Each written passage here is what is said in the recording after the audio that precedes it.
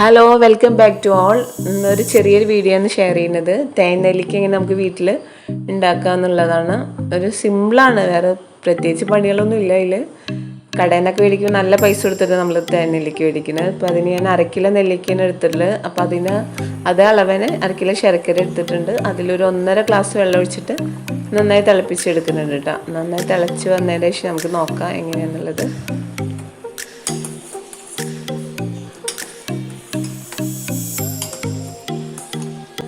അപ്പോൾ ഇതാ ശർക്കരയൊക്കെ നന്നായി ഉരുക്കി വന്നിട്ടുണ്ട്.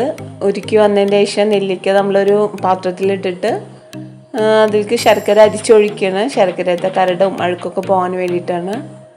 ഇനി അതിൽ കിടന്നിട്ട് നെല്ലിക്ക ഒരു 10-15 മിനിറ്റോളം കിടന്ന് നന്നായി തിളയ്ക്കണം കേട്ടോ. നന്നായി തിളച്ചാലും നെല്ലിക്ക നന്നായി വേവണം.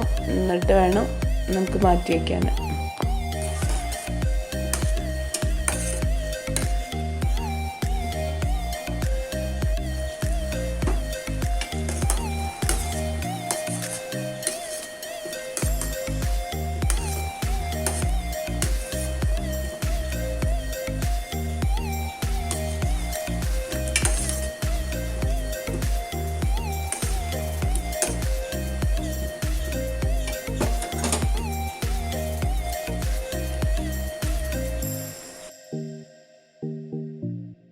ഇപ്പോൾ ഇതാ നെല്ലിക്ക ഒരു 10-15 മിനിറ്റ് ശർക്കരയും നെല്ലിക്കയും കൂടി കിടന്നിട്ട് നന്നായി ഉരുകി വെന്തിട്ടുണ്ട്. ഇപ്പോൾ നെല്ലിക്കയിലൊക്കെ നന്നായി ശർക്കര പിടിച്ചിട്ടുണ്ട് കേട്ടോ.